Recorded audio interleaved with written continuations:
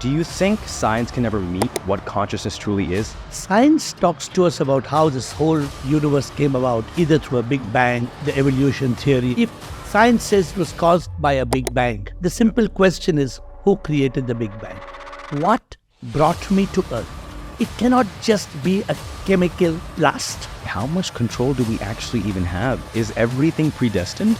There is an opportunity called free will. And this free will gives us a chance to create new karma. Your present actions are completely in your hands. Nothing is happening by chance. Today, I have an extraordinary guest joining us. AiR has had mind-blowing conversations with influential celebrities, including the cinematic visionary Karan Johar, legendary actor Anupam Kher, musical prodigy Shankar Mahadevan, Kailash Kher, and Malaika Arora. Personally, as an actor and musician, there was always this lingering question.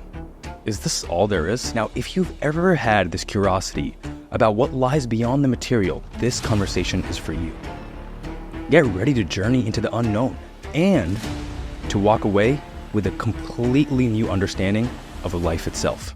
Thank you, AiR, for coming on the show. Thank you, Aryaan. It's a pleasure to be here. Yeah. Thank you for getting me along. You know, right off the bat, I wanted to dive into Vedantic philosophy, specifically Advaita Vedanta. You know, I wanted to know, according to you, what you feel are the key differences and also the comparisons between the conceptualization of the creation of this universe according to Vedanta and according to the scientific theories such as the Big Bang theory. Science talks to us about how this whole universe came about, either through a Big Bang, or they even talk about the evolution theory and things like that. But to me, I only talk of the truth. Okay. When I say the truth, what we can see, we cannot imagine what happened millions of years ago or billions of years ago. No doubt, scientifically, they will look at some fossils and they will tell you that this dinosaur was there so many million years ago. That's fine. Yeah. But when you talk of the evolution of this universe, if science says it was caused by a Big Bang, the simple question is, who created the Big Bang? Yeah. If there was a Big Bang, the Big Bang has to have some background to it, some source. And it's that source, according to me, according to Vedanta. Vedanta doesn't try to define. To Vedanta, Brahman is a power. It's nameless, formless, beginningless, endless, birthless, deathless. But then at the same time, I've known a lot of people have this opinion that why did Brahman even create all of this? Like, why did he create what we perceive as this world? If I ask you to close your eyes and see me with your nose, can you see me what shirt I'm wearing with your nose? No. Why are you not able to see me with your nose? Because the nose is unable to see. Nose is not meant to see. Not meant to see, yes. The eyes are only meant to see. The nose is meant to smell. We human beings are not here to understand why Brahman did what Brahman did. Okay. If we were, how much is the lifespan of a human being? A human being has a lifespan approximately 100 years. The life expectancy may be 70 in India, 50 in Africa, 90 in Japan. But can we live over 100, 200, 300 years? We can't. Therefore, in that limited lifespan that we have, we can only answer two questions. Who am I and why am I here? We cannot ask, why did Brahman make the grass green? Why could it not be red? Why is it that animals do not have an intellect? Why is it that birds don't swim and fish don't fly? No. Our business is to find out about us. Why are we here? What is our purpose of existence? Is there a purpose? Or is life just a circus? You can just be a clown jumping up and down. Yeah. Or you can find out, what brought me to Earth? This is the question we can answer. Whether there is a power, if you believe in a power as in the God of a monotheistic religion, if a Christian says Jesus Christ is God, if you come to India, if you talk of Krishna, Rama, Shiva, Ganesha, Devi Ma, if you try to go backwards and try to go to the source, there is a power. And if you say it all happened with the Big Bang, the only thing Vedanta talks about to conclude this is if there is so much intelligence in creation, it cannot just be a chemical blast. If there is intelligence that humans have, the intelligence, for example, the earth hanging nowhere, rotating on its own axis, revolving. How could all this happen with just a big bang? There has to be some intelligence. We don't know who, we don't know what, we don't know where, we can't define. But there is a power that you just started by saying it's SIP. I call it Supreme Immortal Power. Supreme Immortal Power. Beautiful. You cannot deny it. Yeah. Saying it was all a big bang is only escaping from the reality of life. Wow. Escaping from the reality of life. That's true, because even, let's just say, it gets proven, because at the end of the day, Big Bang, it's a theory as well. But you're right. What caused the Big Bang? Right? That makes total sense. I also wanted to touch the topic of consciousness, just not only because it's so important about in regards to spirituality, but consciousness studies is getting spread throughout the whole world. I mean, especially in the West, and not just in the department and section of spirituality, but I mean, in scientific terms. You see all these scientists such as Donald Hoffman, they're talking about consciousness studies. They're diving deep into it. And that's where you can call it concern, you could also call it curiosity is that, do you think science can ever meet the explanations and the reasoning behind what consciousness truly is in comparison to what, for example, Vedanta does? Science has no option. They have no option but to accept. Wow. Let me tell you, the simple fact, if a scientist sees a man alive and he sees a man dead, the man is identical. The weight is exactly the same. The person has the same eyes, the same hair, the same heart, the same brain, the same kidneys, the same feet, everything is the same. What is the difference? No, you may call it anything. You may call it consciousness, you may call it life, you may call it breath, you may call it prana, you may call it soul, you may call it spirit, you may call it atma, you can call it anything. But there is something that is missing. And science understands the meaning of power. Science understands that if a toy has to work, the toy needs a battery. Definitely. So what is the battery inside us? That power inside us that's giving us consciousness, for me to talk, for you to listen, for us to walk, talk, sing, do anything. There is this power. Yeah. And science does not deny this power. Unfortunately, we talk of the conscious mind and the subconscious mind. Yeah. But the word consciousness, that's why they call it the hard problem, right? Yeah. The word consciousness in Vedanta, in the Eastern studies, very clearly what you call chitta, what you call consciousness. Oh, it's there. It's in every cell of our existence. If right now my eye is blinking or my toe is moving, whether it's my eye or my toe, the sense of being alive, the consciousness is there. Yeah, it is. So it's a matter of time. Okay. Science is definitely studying very hard to understand what is death. If you ask science, what is death? You know what's the answer they'll tell you? They'll tell you it's the end of life. Is that an answer? It's the end of life? No, what is the difference between the dead body and the live body? Question science. Exactly. What happened? Why that man died? Yeah. What left that person? What is the difference between... So very often I tease the science people who are in science. I tell them, let's take a car and we dismantle the car, take out the wheels, take out everything, right? Then a mechanic can put back the car and make it run again. Let me take a body and let's do a virtual experiment. Let's take every cell out of this body. Let's take out the skin, let's take out the muscles, and we hang the skeleton. Now put all the scientists back to work. The room is an airtight room. Even air has not left the room. Tell the scientists to put the body back to work. Can they do it? Not at all. Impossible. They're trying. I mean, but no. So this is beyond human comprehension. Consciousness comes from the soul. Okay. The soul, S-O-U-L, is a spark of unique life. And that is the power of SIP. Wow. I also wanted to talk about enlightenment, right? I think there's a Zen saying that says before enlightenment, you chop wood and bring water. And then after enlightenment, you chop wood and bring water. Now that makes me wonder, and I feel like a lot of our viewers are wondering this, what does actually happen according to you after enlightenment? Actually, people are not looking at the words enlightenment as it simply signifies what it means. The word enlightenment is to bring in light. Yes. If you walked into the studio and the lights were switched off, the chances are you would tumble, the table, chair, you would tumble and fall. You switch on the light, you're good. Enlightenment is to switch on the light within.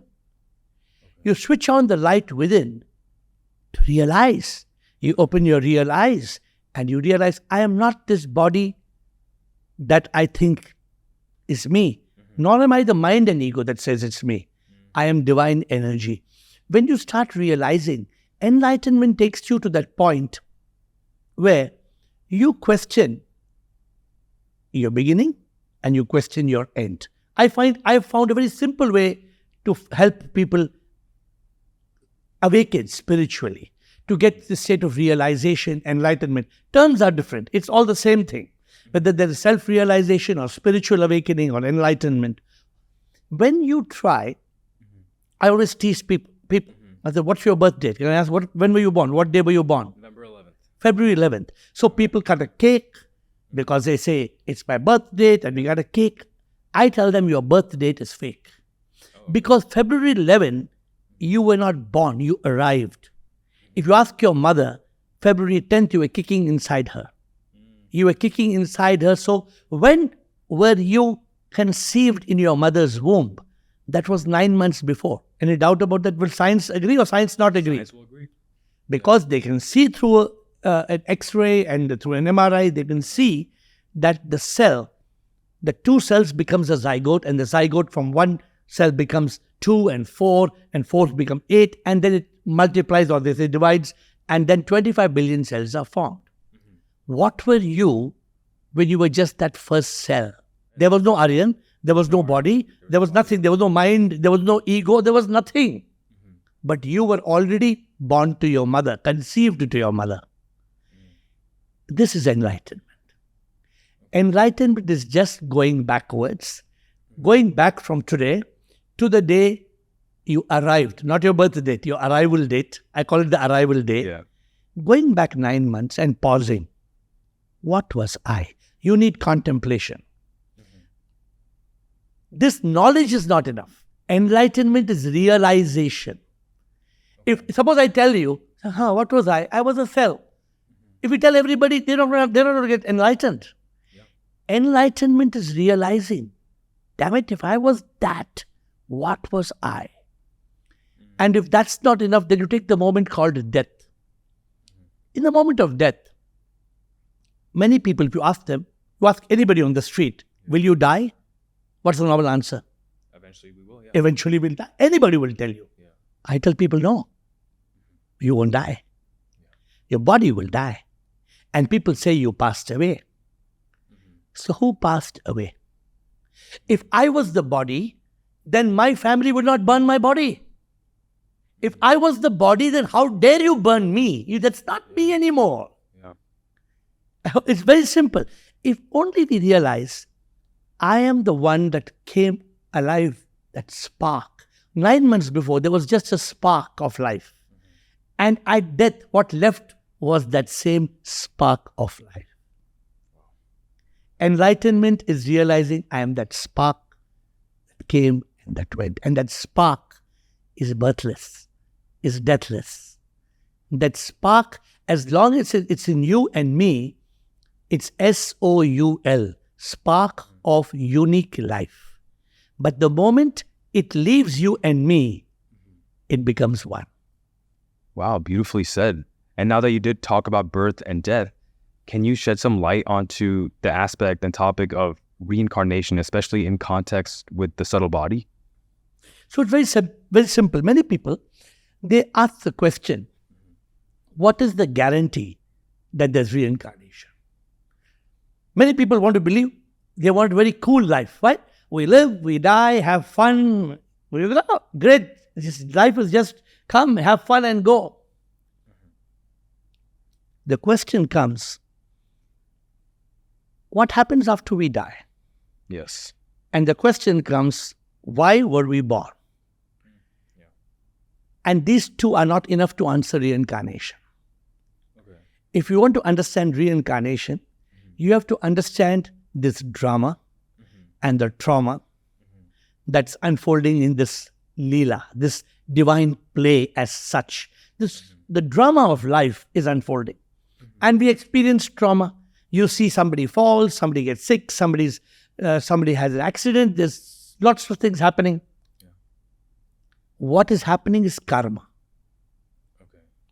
The world today, East and West, the world has agreed to this principle of karma, that nothing is happening by chance. For example, if you go out to your garden and there are mangoes, Yes. Are the mangoes just appear from nowhere? No. Why are the mangoes on the tree? If there are mangoes under the tree, where did this tree come from? It came from The seed. the seed. Yeah. As you sow, so shall you reap. It's in the Bible. It is. Now, when we live our life, does death wait for us to finish all our karma and then die? Does death wait for somebody, finish all your karma, good, Doesn't bad, wait for settle your account and then you die? Is it like that? Nope. Or does death happen in a moment? In a moment. So karma is settled or not settled? Not settled. Good. Yeah. So keep that aside. Karma is not settled. Next question. Why is somebody born in a slum and somebody born in Buckingham Palace? Is it chance? I don't think so. It must be some sort of impression from your past life or... We don't. But then, why is somebody born blind? Somebody born in very kind circumstances? There's something. There is some connection on how we are born. There has to be, yeah. And there is also, this gets connected to our unsettled karma. So this is not called proof. But for example, how I explain this to people, if I take a ball and throw it up in the sky, what are the chances it will come down? It has to. Why not? Why can't it fly in the sky? It's the rule of gravity. Exactly. Yeah. So is there any proof of gravity? It just is. There's no proof. Yeah. But by inference, we call this inference. Why do we call this inference? When we throw a ball up, because it comes down, therefore there must be a law, something called gravity, which is pulling it down. Okay. Correct? Makes sense. So for example, if somebody enters your house, you think he came from heaven? What do you infer? If somebody is coming into your door, then what do you infer? Where is he coming from? You don't know. No, but it's obviously coming from the out of the street, right? Yeah, from He's not coming from underground, or he's not coming from the sky. So inference. I'm just using a term inference. So when there is birth, birth is created with a reason. And at death, there is karma unsettled. If you join these three dots, if you join the dots of birth, karma and death, there is no option but to come back in rebirth.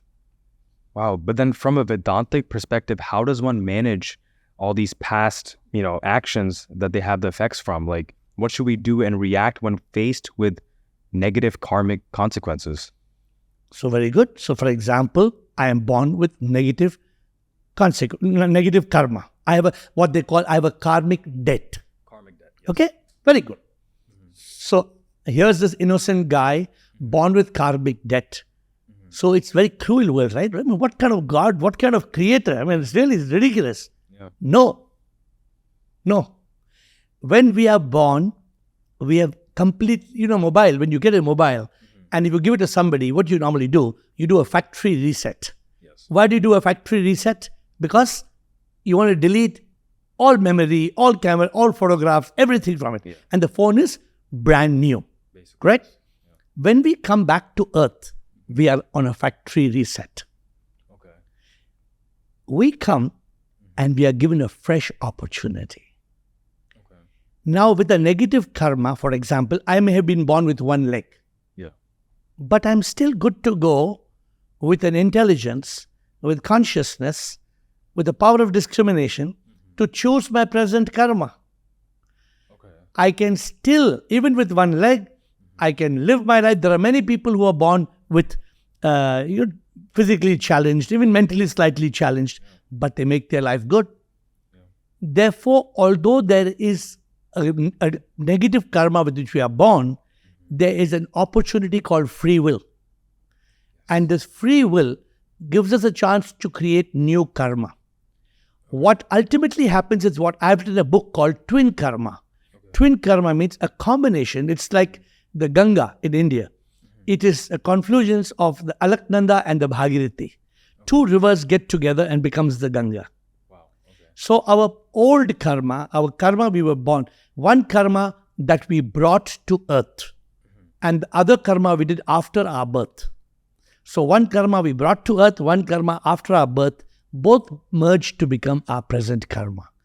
And then you continue and you live and you choose.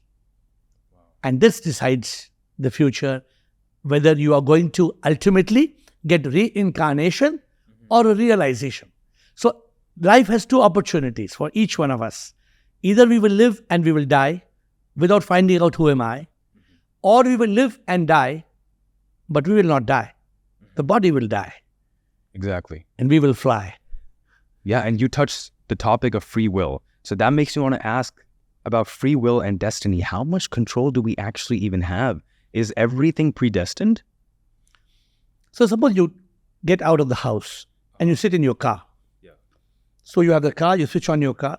Cool. Any problem, you can go forward, backward, reverse, you can. You have that control. If you want to turn left, you want to turn right, definitely. Great. But what if as you go outside, because of Independence Day, the road is blocked? Today is 14th August. 15th August, you cannot go out. The road is blocked. What can you do? Can you get down and take a gun and shoot all the police people? The road is blocked because the Prime Minister is going to pass. The road is blocked. What are you going to do? Can't do anything. You can't do. Karma is like, there are two types of karma. Okay. One karma you can't do anything about. Okay. Take another instance. If the road is going steep up, can you get out of the car and make the road go down? If the road is a road going up street, like in San Francisco, the road is going, can you change the road? Not at all. So that is your karma which you can't change. But the car that you're driving is the karma that you can change, which means the car has a free will. Your driving has a free will. Your present karma, your present actions are completely in your hands. Okay. But also let me ask you one more question. Yes. If you have a dog in this house, does the dog have a free will? Can the dog tell you, today I'm not eating these bones, I want pizza? No. It doesn't have a free will. So who is blessed with a free will? Humans. Only human beings.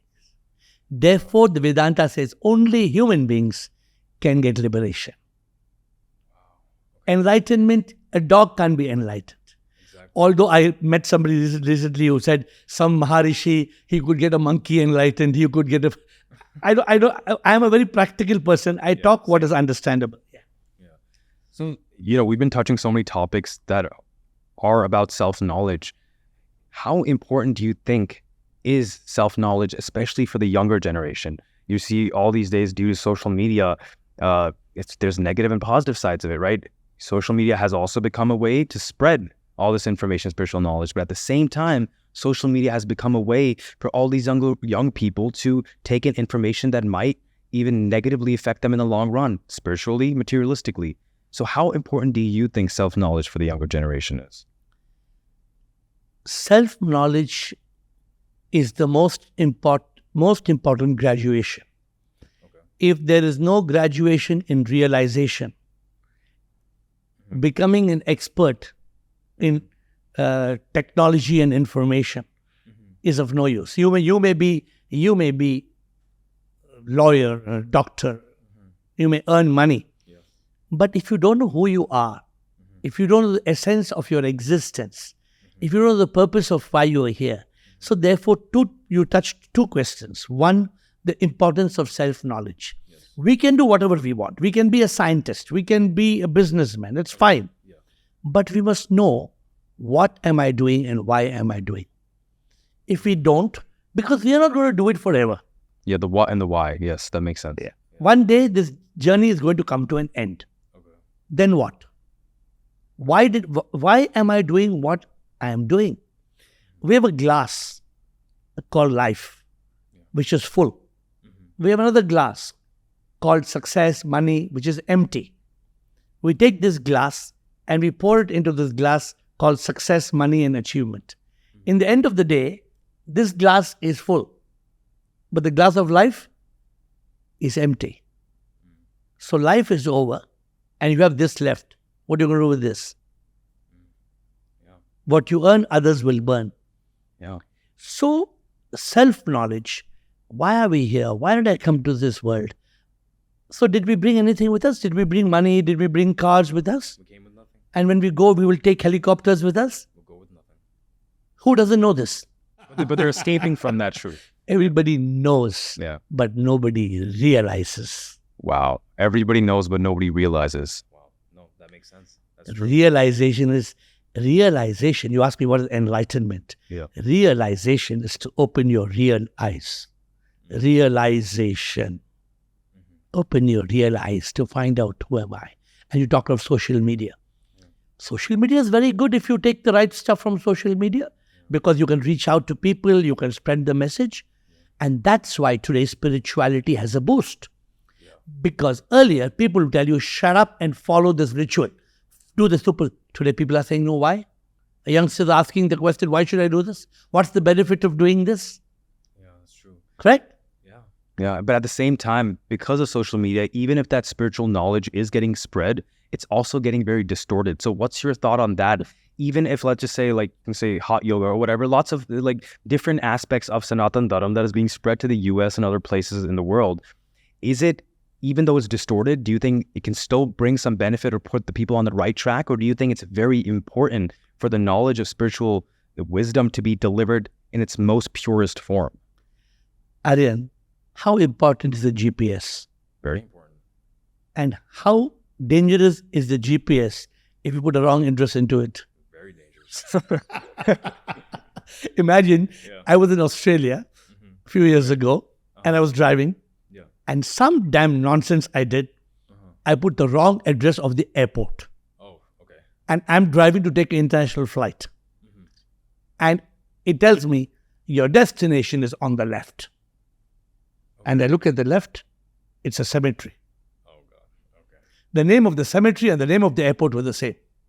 Oh, wow. And it only picked the first word, the name. And it didn't pick the second and third word. Wow.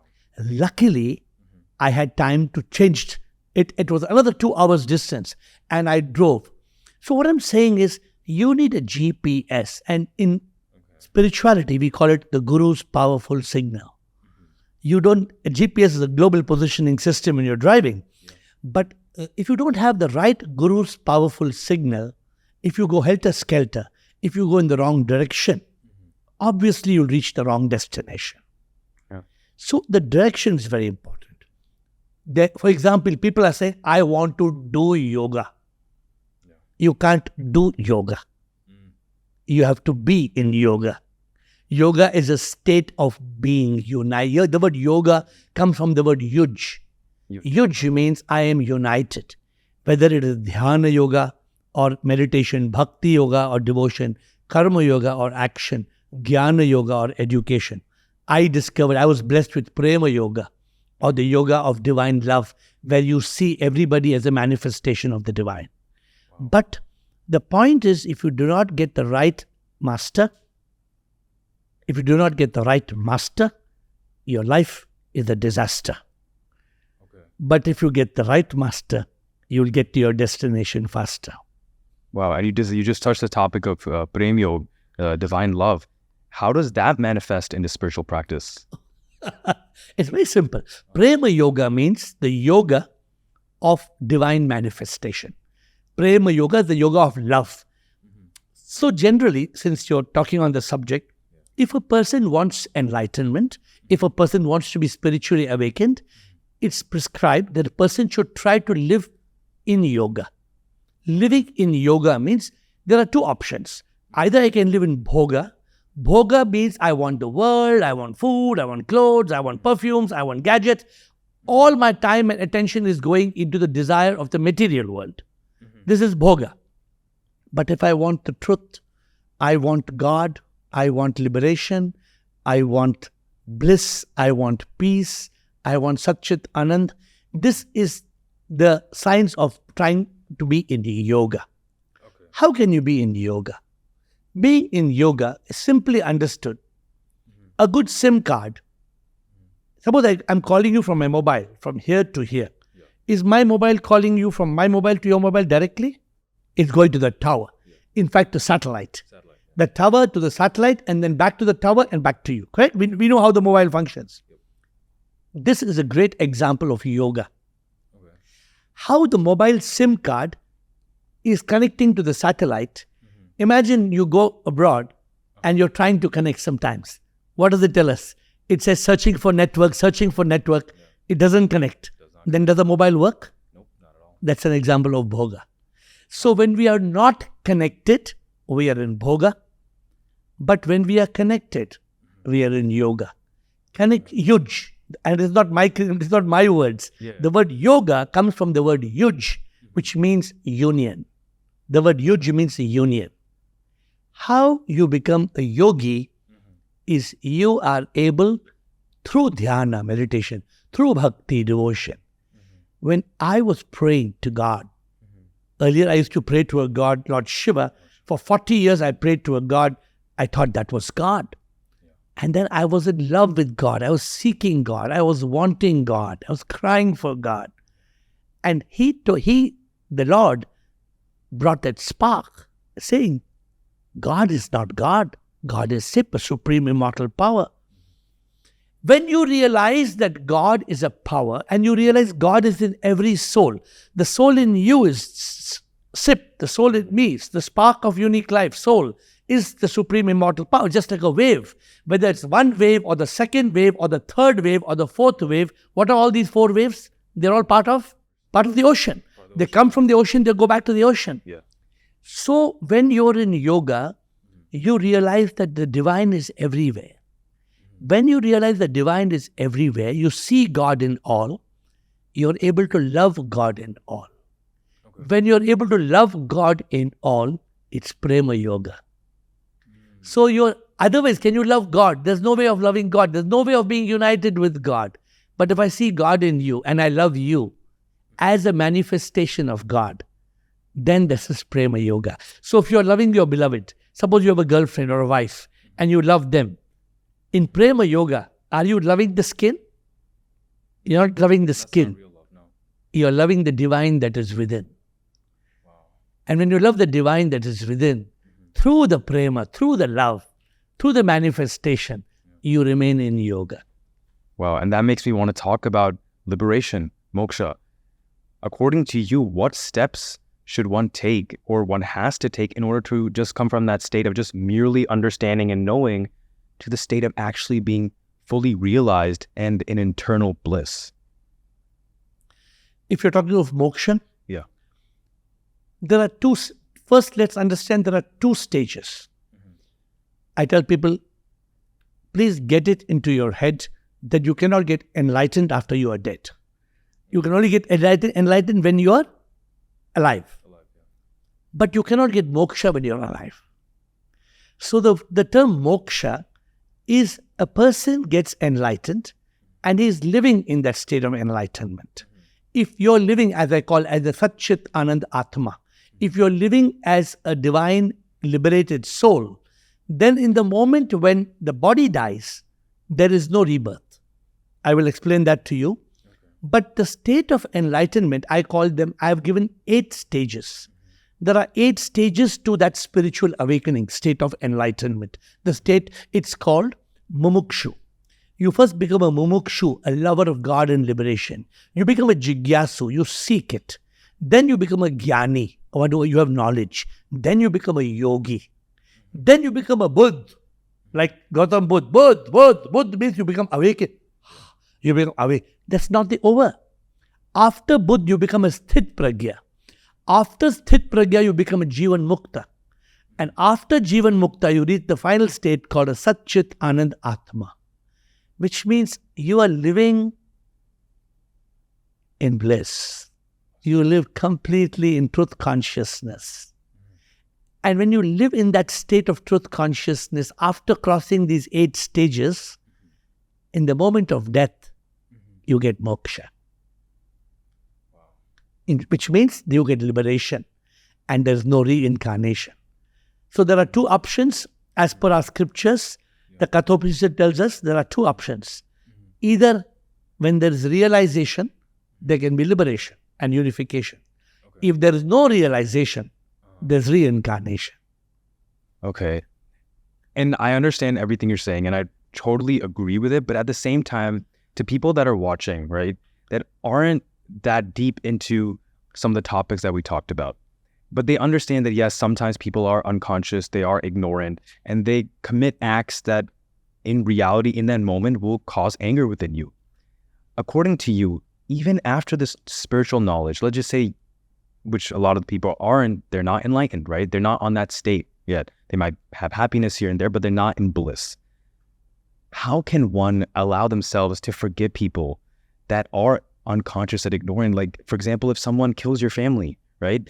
Yeah, technically that can be due to his past life karma or whatever, that he's like that, or because he's just ignorant and unconscious. But how can you actually forgive him? If you are not awakened, you can't forgive. Okay. A person who is not awakened, who is living with the ego, anybody who has ego will have anger, hate, revenge, jealousy, pride, greed, and selfishness. These are the 7 monsters of the ego. Yeah.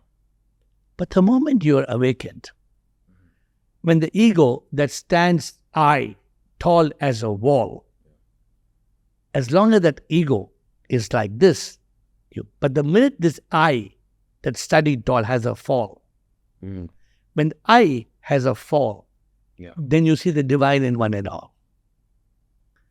Because then I am not I. I am not this body that will die. I am not whatever you've done to me or my family. The one who is enlightened lives a life of acceptance, lives a life of surrender. In realization, you understand whatever wrong somebody has done is done. And you accept it joyously as karma unfolding. Nothing in this world is happening without the will of the divine permitting it through the law of karma. Nothing. There can be nothing unfair. So if there are thorns in your garden that are pricking you, why are those thorns pricking you? Because somebody has planted those thorn seeds. Thorns would not come to your garden for nothing. So, but an enlightened person is living in a state of sthit pragya. A sthit pragya means steady intellect. The enlightened person has no mind. The mind, M-I-N-D, misery, ignorance, negativity, and desires, the mind makes us blind. The enlightened person moves from a state of mind to a state of consciousness. In a state of consciousness, his intellect shines. He's in the state of awareness, in the state of mindfulness. He knows. He knows this is a drama. For example, you brought up a situation. How can you tolerate somebody who does something wrong to you? This is what you said. Let me ask you a question. Suppose you were sleeping and I came in your sleep and I cut off your hands. When you woke up in the morning, will you come back and cut my hands? No. Why would you not come back and cut? It was a dream. An enlightened person knows that even this is a dream. So beautifully said. God, you're touching my heart right now. And that makes me actually want to, we've been talking about such deep topics related to spirituality, but now I want to shift the gears a little bit into practical implications of it. And the best way to talk about it is in the entertainment industry. I'm an actor myself. You see all these actors, directors, writers, singers, whatever it is, they're immersed in the industry that in many ways requires you to be very fake. I mean, at the end of the day, we're all actors, all of us in this world, in this illusionary world. But especially in the entertainment industry, you face a lot of situations where you have to constantly just fake it, right? And I know you actually did a podcast with a lot of these entertainment industry professionals, Karan Johar, Kailash Kher, Anupam Kher. I would like to talk to you about your experience talking to them about these spiritual topics. Oh, let me tell you, they may be wearing a mask. Yeah. They may be wearing a mask, but when it comes down to brass tacks, comes down to reality, they are like you and me. So, for example, if I spoke to Karan Johar himself agreed that life, when you have camera and lights and actions and you're doing a drama and you're doing a storyboard and you're doing that, it's okay. It's a career. It's your business. But you don't feel good about it if you don't understand what the hell is life all about. So even people in the Bollywood industry, they all want to be happy. I told Malaika, what do you want? I asked Malaika, for example, do you know there's a way of eternal happiness? She said, what are you talking about? What the hell are you talking? There's nothing like eternal happiness. We are unhappy all the time. But an enlightened person is not unhappy. An enlightened person reaches a state of Sat Chit Anand, which is truth consciousness, in which there is eternal bliss. Therefore, yes, not only the Bollywood industry is fake. What about the millionaires and the billionaires of this world? Yeah. Everybody is trying to make money. True. You know why? Can I ask you why people are trying to make money? Because that's the way of the world. You're brought up, you think money's going to bring you happiness one day. Yeah, because they think money is going to bring you happiness. Yeah. But I'm asking you a question. Are all the rich people happy? So rich people are committing suicide. You can have celebrity chefs. You can have billionaires and millionaires of this world. Happiness has 3 peaks. The first peak is achievement. The second peak is fulfillment. The third peak is enlightenment. If you don't evolve from achievement to fulfillment to enlightenment, I was on the first peak for 25 years. 25 years. Peak, peak, peak, peak. More money, more success, more achievement, more pleasure, more fancy cars. I bought a Mercedes-Benz. Then I used to go to Las Vegas. I was impressed by the limousines. So in India, somebody was selling a limousine. I bought a limousine. Great. But was that giving me more happiness? Doubt it. No. So then one day, I shut shop. When I was 40, I said, stop it. And then I started living a life of fulfillment, a life of contentment. So achievement gives you pleasure. Fulfillment gives you peace. And then I was blessed to that state of awakening. When you discover the purpose of your life, then you are liberated from all misery and sorrow.